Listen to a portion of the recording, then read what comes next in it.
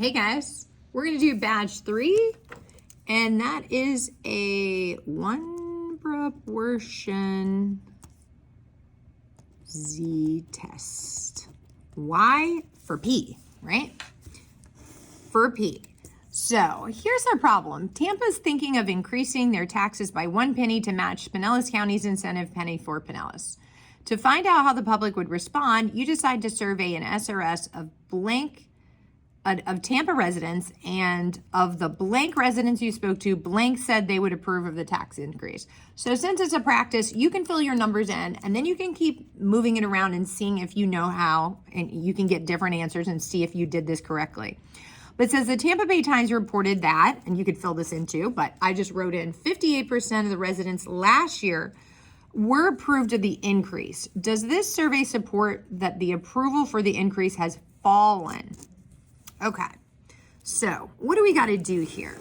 We have to state, plan, do, and conclude. So step 1, state, we're going to tell the world what we're going to do. We will perform this is called a 1 proportion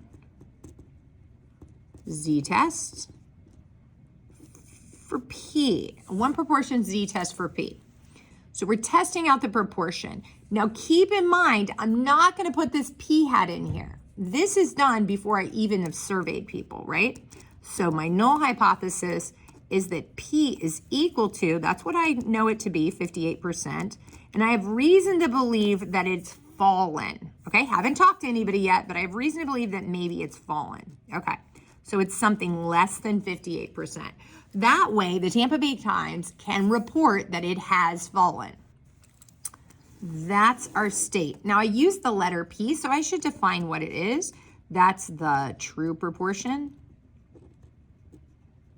of, who did I talk to? Tampa residents. That, and again, I asked them a question, that they approve of the tax increase. The true proportion of Tampa residents that approve of the tax increase.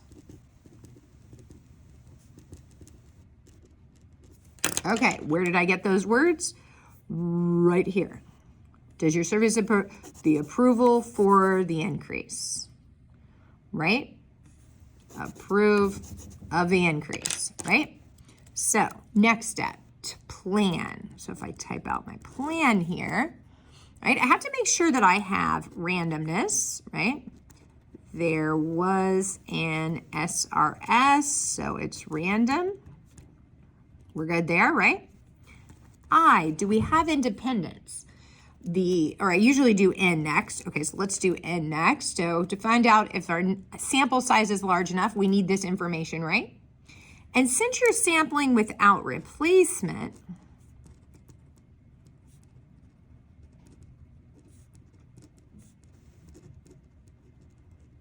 you need to make sure that the population, and who am I surveying, right? Tampa residents, has to be greater than that. So there's like, I don't know, 1 million people in Tampa. So this is going to be huge, right? But how many were in your survey? So we're gonna be fine here. But let's just crunch a few numbers. And hold on, my lights like to go off in my classroom here. This happens all the time. Okay.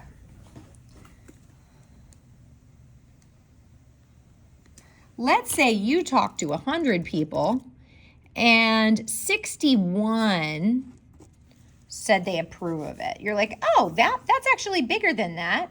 Oh, it's definitely not fallen. So you can practice this one.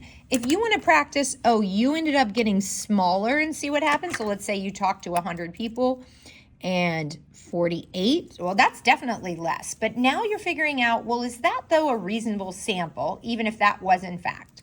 I also, a lot of times, instead of practicing with 100, like to practice with a number other than 100. Okay, so let's say we just practice with 110. Okay, so we spoke to 110 people. 48 said, yes, we approve. That's definitely less than 58, but do you have, so you definitely have some amount of evidence, but is it enough to support that? Okay, so we're ready to rock and roll here. We have our information. So N times P has to be greater than or equal to 10. Okay, so how many people said yes? 48 said yes. That's definitely greater than or equal to 10. And then how many said no? So 110 minus 48, that's how many people said no. So that's 62. Now, would you have to use this formula? No, not really. N is 110, and the proportion that said yes was 48 out of 110. So notice these cancel. Same thing with N times 1 minus P has to be greater than a 10. That's just helping you calculate how many no's. So you at N is 110 and 40, that'd be 62 out of 110 is the same thing as 110 1 minus P, 48 out of 110. So these formulas help you if you don't know how many people said yes, but they really are not necessary if you do know how many people said yes. So we know 48 said yes, 62 said no. Okay, so we're good there. And now since we're sampling without replacement and we now know how many people we surveyed, we say we're good to go as long as the population of Tampa is greater than 1,100, okay? And it is. So you're good to go from the state and the plan. Notice that I don't put the P hat in here. So we'll find out here in a minute what our P hat is, but P and only P go in here. All right, state, plan, do. Let's get to our calculations. So in our calculator, we're gonna hit menu, stats, stat test. So it's the one right below confidence interval. And we're gonna go down to a 1 proportion z-test. 1 proportion z-test. Okay, P naught, that is, what are we supposed to accept as the claim? That's 58%. Again, I'm gonna add a 0 so you can try to see on my calculator, there is definitely a decimal there. Successes, we had 48 said yes, we approve of the increase out of 110. And now we have reason to believe it's fallen because they asked us to measure, has it fallen? So our alternate hypothesis will have a less than sign. Okay, I get to my okay, all that's looking good. I'm gonna hit enter. Boom. All right, some students like to copy all this down. I don't. I find that that's double work because I'm going to be filling this stuff in, but you do you. But I am going to fill in this information. So because these conditions are met, we know and understand that normal calculations can be found. So the center of this would be at the 58, and the standard deviation here would be the standard error of our statistic. So how do we know and understand what's happening? Well, 0.58 is what we're supposed to get. And 48 out of 110 is not what we got. See, P hat was 43. So you got 0.436. P hat, or 48 out of 110, is 0.436. That comes right out of our calculator, right? And you want to know lower. So I'm going to shade to the left. I'm trying to get my p-value. That's what is the area under the curve if in fact you got a sample of 0.43 or less, which was the sample we in fact got, 48 over 110. It says our p-value is, really, really low. So it definitely looks like we do have sufficient evidence to say that the support has fallen. Okay. So have I used every number? It's a 1 proportion z-test. I said a 1 proportion z-test. The alternate hypothesis is a less than sign. I have a less than sign. My z, I haven't shown that yet, so I need to show that. My p-value, there it is. My p-hat, there it is. N 110. 110 shows up a lot of different places, right? We added a 0 there. We showed it here. Okay, now let's get to our formulas. So what is our general formula? Our general formula for a test statistic is statistic minus parameter over standard error of the statistic. So our general formula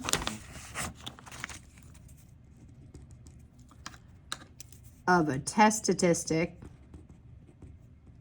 is equal to our statistic minus our parameter all over our standard error of our statistic. That comes right off our formula sheet. There it is. All right, so what is my specific formula? Z. Our test statistic is Z. And how do I know what it is?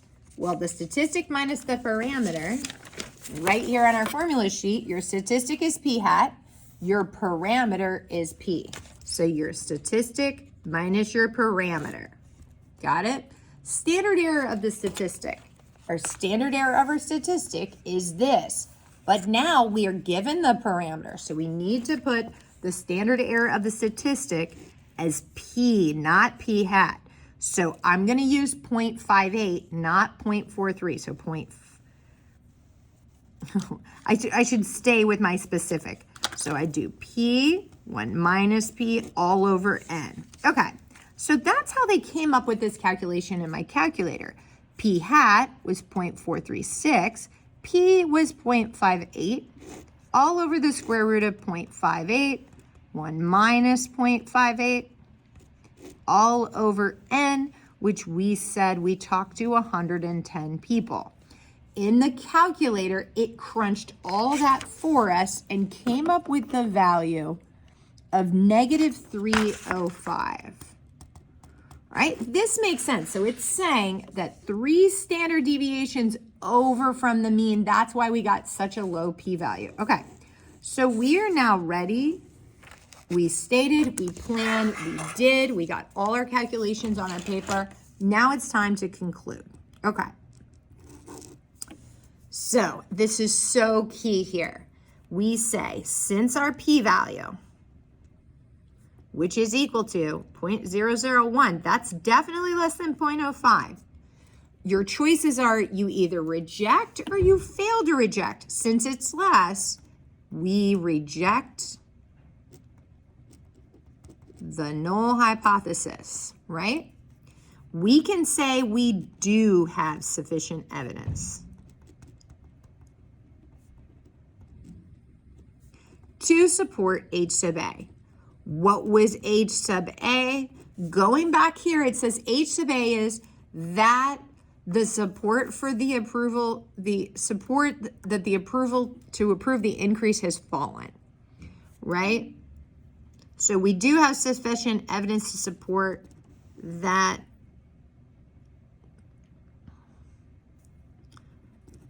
support has fallen